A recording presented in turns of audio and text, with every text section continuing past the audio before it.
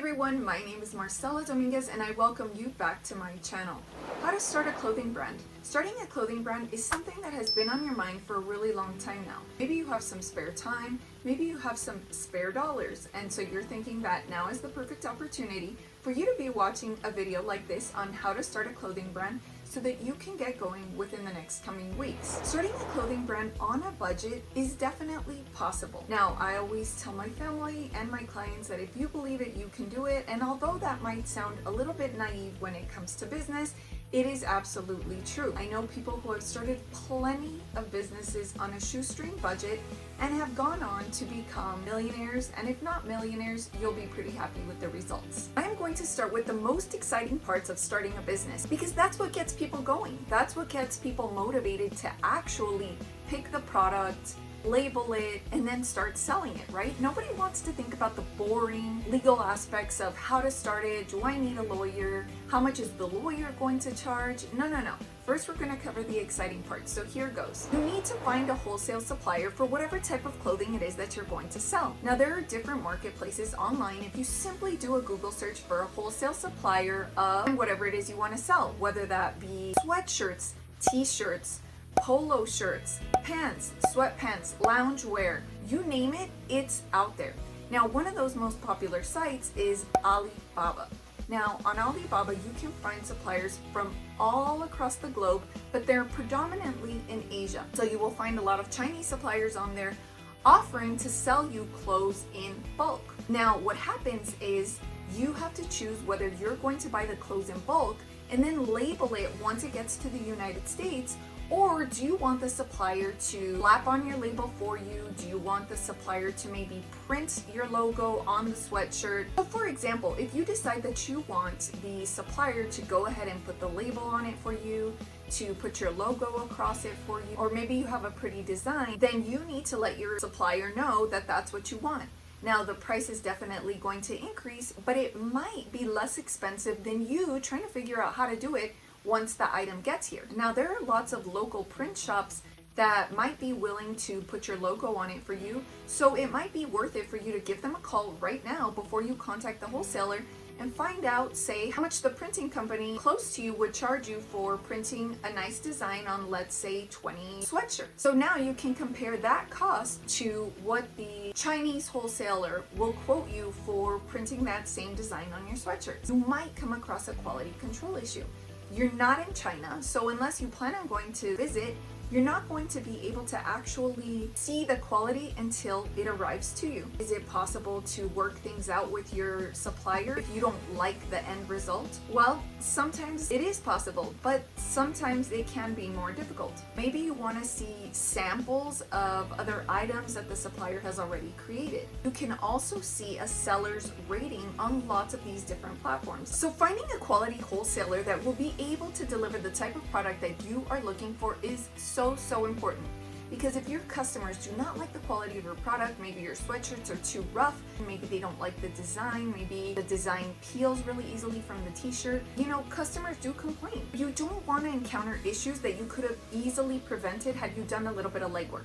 So you want to make sure that you actually get samples, or you see the supplier's samples before moving ahead with them. It will save you headaches and time and money in the long run. The next most exciting part of starting a clothing brand is how are you going to package it? Think about when you receive an amazing product in the mail and it's so beautifully wrapped, either in custom tissue paper or it's in a really pretty box that you still have and you reuse for other things. Is that what you want your product to look like? Do you want it to just be delivered in a standard envelope?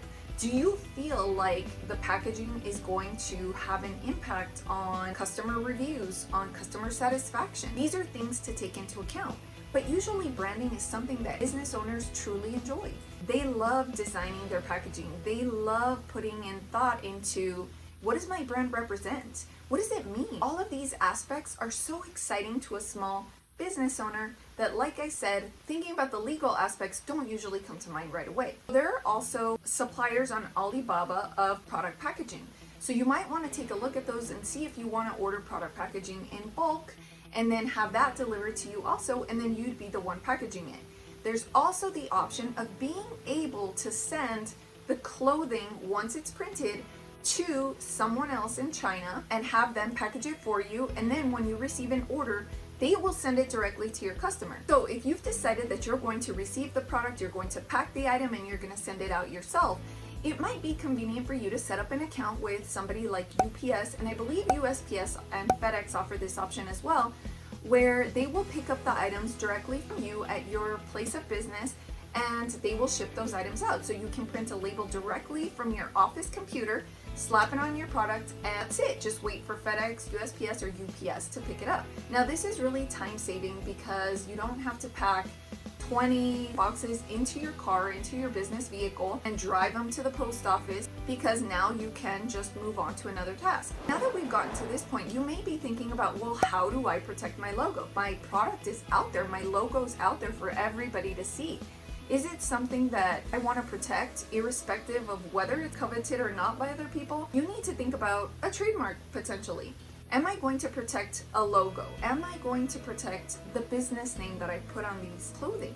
How important is that to you? So if you're interested in registering a trademark, then make sure you scroll down into the description below so that you can cover your bases. So the last two things you want to consider when starting a clothing brand are, where are you going to sell your product and how are you going to market it? So you're not limited by just one platform. You can definitely sell on multiple platforms. You can sell on your own website, you can sell on Shopify, eBay, Etsy, you can sell on wholesale market platforms, and there are some out there. You want to decide, okay, where am I going to be selling? Am I going to start off with one of those platforms or all of those platforms?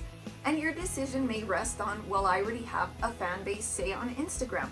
I already have a Facebook page with a certain number of followers, so I should post there. Wherever it is that you post, that is completely fine. Just make sure that you stay consistent.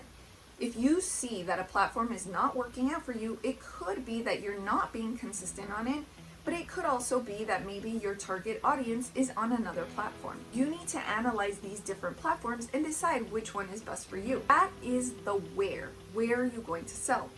Now how? How are you going to let your customers find out that you exist? Use things like influencer marketing, Facebook ads, Instagram ads, TikTok ads. It all depends on what you want to do. Do you have money to spend, or would you rather hold off on the spending for ads and just consistently post to social media? You can also consider approaching different shops in your local market to see if they want to carry your product. Sometimes that can be a little bit time consuming, as locating shop owners is not always easy. Sometimes the shop owner is not there, they're really busy, they're attending trade shows, their time is really limited. You want to make sure that you have plenty of ideas of what to do, where to go, and maybe that was an idea that you hadn't thought of. If you learned something in this video, I'd appreciate it if you gave me a thumbs up, and I'd love for you to tell me in the comments down below when you are launching your clothing brand. Leave the link down below in the comments so that we can all head to your clothing shop. You never know who's going to be looking at it and maybe want to invest in it, buy your product, buy in bulk, or wholesale your item. Now, if you want to talk to me personally about trademarks and copyrights, or even in more detail about how to get your clothing brand going and whether you need an LLC or an EIN, make sure you scroll down into the description below, because I'd be more than happy to chat with you. I wish you the best of luck in starting your clothing brand. I love supporting entrepreneurs, so make sure to share it with us down in the comments below.